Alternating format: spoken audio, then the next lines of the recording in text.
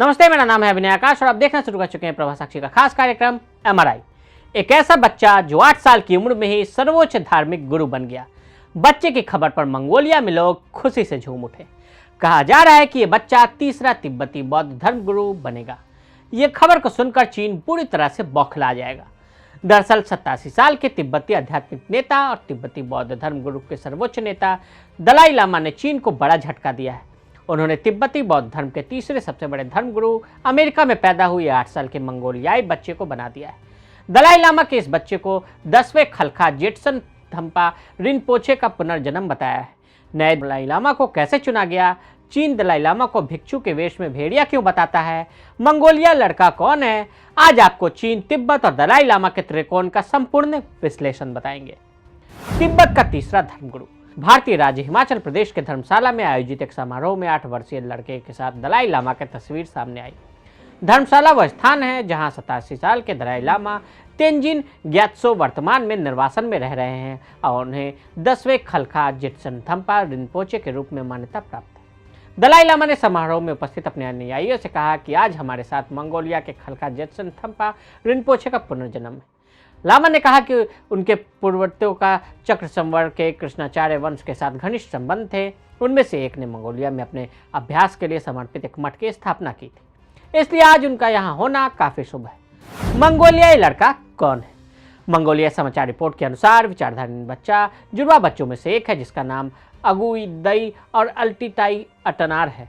ये अटनार चिंचुचून और मोनखनाव नर्वदक के पुत्र हैं जो क्रमशः एक विश्वविद्यालय गणित के प्रोफेसर और एक राष्ट्रीय संसाधन समूह के कार्यकारी हैं। द टाइम्स के अनुसार इस समारोह के परिणाम स्वरूप बौद्धों में तीव्र उत्साह देखा गया। दूसरी ओर यह धर्मनिरपेक्ष राष्ट्रवादियों के बीच अवमानना और उन लोगों के बीच अलार्म भी लाया जो कहते हैं कि देश के पड़ोसी चीन इससे भड़क जाएगा।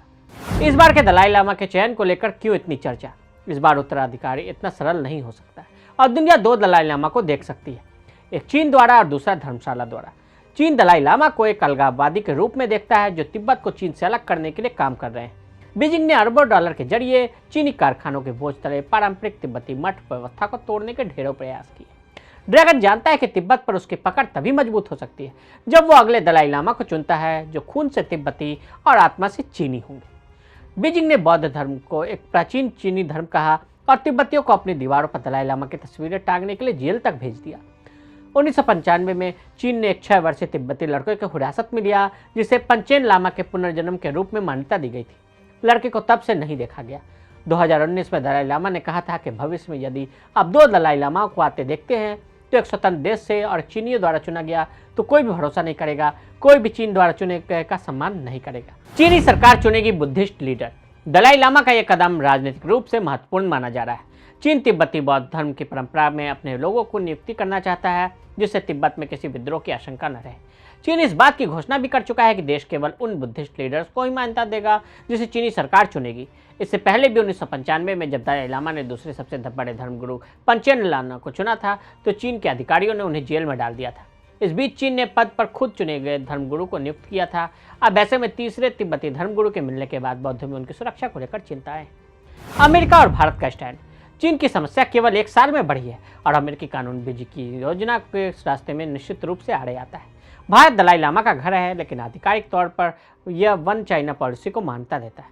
नई दिल्ली ने अमेरिका के बिल पर कोई टिप्पणी नहीं की लेकिन इसकी स्थिति खुद को और अधिक सूक्ष्म तरीके से दर्शाती है, जैसे कि भारतीय नेता दलाई लामा को उनके जन्मदिन पर शुभकामनाएं देते हैं या लद्दाख में रणनीतिक ऊंचाइयों पर कब्जा करने के लिए तिब्बती निर्वासन से बने विशेष बलों का उपयोग करते हैं। आने वाले सप्ताह और महीने महत्वपूर्ण होंगे। क्या भारत अपना तिब्बत कार्ड और खुलकर खेलेगा? क्या अन्य देश भी तिब्बत में रहने वाले 60 लाख बौद्धों के अधिकारों के लिए खड़े होंगे? चीन दुनिया को चुप कराने के लिए अगले दलाई लामा को चुनने की उम्मीद कर रहा था लेकिन अब यह इतना आसान नहीं लग रहा है। बौद्ध धर्म। हमारी इस दुनिया में हजारों धर्म मौजूद है, इनमें से एक बौद्ध धर्म है। ये ईसाई, इस्लाम और हिंदू धर्म के बाद दुनिया का चौथा सबसे बड़ा धर्म माना जाता है। दरअसल बौद्ध धर्म दुनिया के सबसे पुराने धर्मों में से एक है जो आज से करीब 2500 साल पहले गौतम बुद्ध के द्वारा भारत में शुरू किया गया था। आज दुनिया के 7% से ज्यादा आबादी यानी करीब 54 करोड़ लोग इस धर्म को मानते हैं। दलाई लामा कौन है? चीन ने 7 अक्टूबर 1950 को तिब्बत पर अपने आक्रमण के साथ भारत का सामना किया और न केवल तिब्बत और भारत की बल्कि पूरे एशिया की स्थिरता को खतरे में डाल दिया।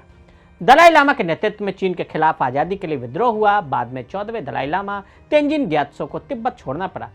उन्होंने एक ऐसी जगह बस्ती बसाई जहां का पानी दूध से भी ज्यादा मीठा बताया गया। 1959 में दलाई लामा अपने कई समर्थकों के साथ भारत आए। उस समय उनकी उम्र महज 23 साल थी। दलाई लामा को भारत में शरण मिलना चीन को अच्छा नहीं लगा। तब चीन में मौ त्से-तुंग का शासन था। चीन और दलाई लामा के बीच तनाव बढ़ता गया। उसे डर सताता रहा कि भारत के साथ मिलकर कोई वो साजिश न रच दे।